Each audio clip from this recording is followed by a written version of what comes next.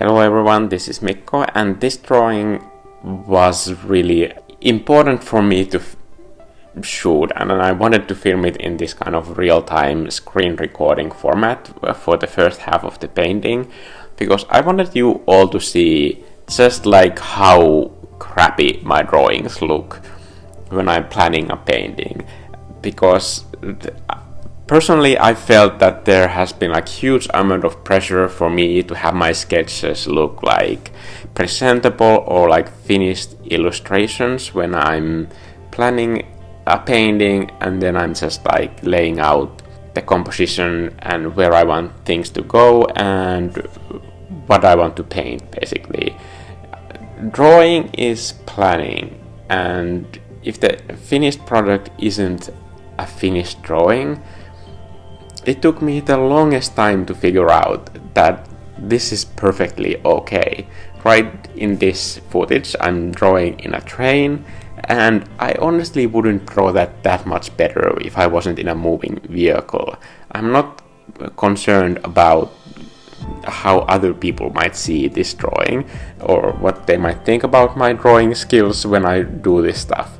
I know what I want to paint, and I want to kind of have a good foundation for where I put the different elements in that picture. And this has been like a really long process, because I don't think anybody ever posts images like these online. Like, you wouldn't never like publish a sketch like this on your social media feed, for example. It's just not supposed to be finished. And I think that's fine. And one thing too is that like it can be quite fun to do this kind of planning for a painting. I don't feel like I've been given the opportunity by myself to let myself enjoy this part of the process, because I'm too worried that other people might be looking at it. And that's just nonsense. For this painting, I had this kind of like a pretty clear idea that I want there to be this like huge forest monster that has very good camouflage with the surrounding tall trees around it, and it's kind of taking a peek at this small town hidden at the edge of the forest, and it's waving its huge paw. I don't know if that's a paw, like a limb type of thing, for the town. I don't know if anybody is seeing it or if they're just like inside the houses screaming in terror. It's fun to speculate what this whole situation might turn into, or if it's just hiding there all day, every day. I don't know. But when I put in colors like this, I already know that like I'm not gonna make the right decisions, but it's important to like get started. It's like baking, that you need to have some like dough to get anything done. So getting colors like as quickly as possible on the whole surface, I think, is the most efficient way to get started. I see sometimes that people, when they start to paint their sketches, that they start with like one portion at a time and try to like get it quite finished, and personally I wouldn't suggest that for anybody, because all the colors are kind of working with each other. So I don't know what color I want to put for the buildings in this piece if I don't know the hues of the green trees in the background. I need both of those pieces to have all the information to make all those decisions. That's why I think it's important to like just make mistakes quickly and have comparison points for the different colors. And for the buildings themselves, I use this kind of rough brush. It's hard to get like 100% coverage with it. I always use it at like 100% opacity, but even with 100% opacity, it has this kind of like streaks of lines that show through when I press with it lightly. I use it always for painting this kind of like chipped paint type of building walls that I like. I like it when things are a bit worn down. To achieve this texture, you see me now painting it with just like multiple layers, and when I choose a different color, I just paint over the old one, just like you would have an old building that has been painted first red and then blue and then red again, and when it starts to kind of weather down during the years, you can see the other paint layers through it, and I think that gives it a lot of print value. And by print value I mean that if you have a high resolution print of a painting like this, I think it holds the eye for longer when you see that there's this kind of depth of color on the surfaces. Like for example, for the trees, I'm not deciding like instantly what color or hue of green I want to use, and then I just build layers of different colors on top of each other, and it's through this build up that this illusion of specific hue of green comes up. But it would be impossible to color pick because there are so many different hues of green, and there are a lot of dark reds too underneath those leaves, and then there are just these green strokes on top of them.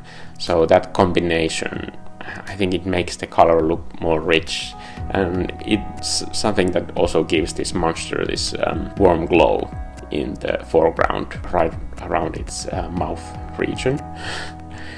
And just more trees. I have to say that in this painting, it's just one of those things that it took way longer than I thought it would, but at the same time I was kind of like really committed to this style, that I wanted to see it finished, and I was super excited about the whole story behind it, and to see this kind of thought that I had in my head, I wanted to just see it finalized and as a finished illustration. So I was super excited to paint it. Like, you know, every train ride I would pick it out as soon as possible, or during lunch I would continue it, and I was just excited to see the finished piece, and I'm honestly pretty happy with the way it turned out. But yeah, there were some like real challenges. Having this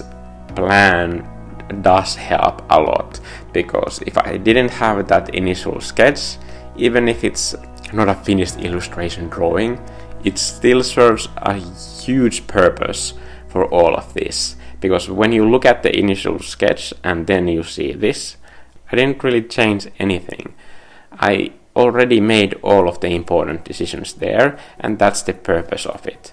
And this kind of drawing just wasn't taught for me in an art school. It was all very much focused on the fact that when you're drawing, you're doing a drawing. Like, this is drawing for painting. And for me personally, when I'm always interested in getting the end result as fast as possible, I think that's fine. And I'm gonna stop apologizing for the way I do it, but I felt really kind of like awful every time I do it, like, oh, I'm doing drawing wrong. Like, no, that's not the purpose of it. Like, I don't need to have a finished drawing for each painting that I do. Just the amount that is enough. Through this process, I found different ways of working. Sometimes I do the painting, and then when I like run into an issue where I need more specific hard-edged decisions be made, then I can like revert back to sketching one area. And when I have resolved the issue, like for example, if I want to have a character in a landscape, that sometimes is hard to just paint in.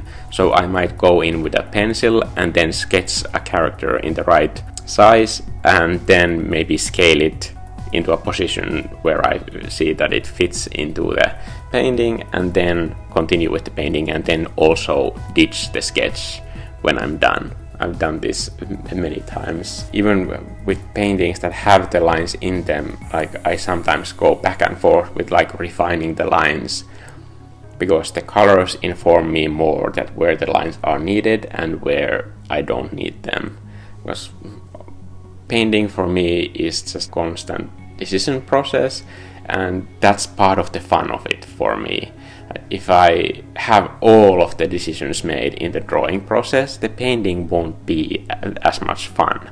And if you look at the length of this video and how little of it is actual drawing, that's a huge amount of like fun missing if it's all decided in the sketching phase. So for me to keep painting as often and as much as I do, it's important to keep it fun. So I want to keep like my options open of like where the mood is going or where every individual detail is gonna be placed. And for that, I don't want the drawing to kind of like dictate everything for me. So I keep it loose and it serves a purpose. And therefore, I'm not gonna like say sorry about my drawings anymore, and I'm not gonna be ashamed if somebody watches me do like a sketchy doodle on a train. It's fine. They don't understand this whole thing because I've been doing this painting now for 3 days on and off. So I have to say that the painting as a whole was completely worth it. I'm really happy with the way the monster looks, and I would love to see where this story like goes. Okay, it's been fun like sharing all of this stuff with you, and also like weirdly therapeutic, because there's just like so much stress on this one issue that I just wanted to get it out of my system. And also this process has never like negatively impacted my career in any way or my job when I'm been doing concept paintings. It's fine.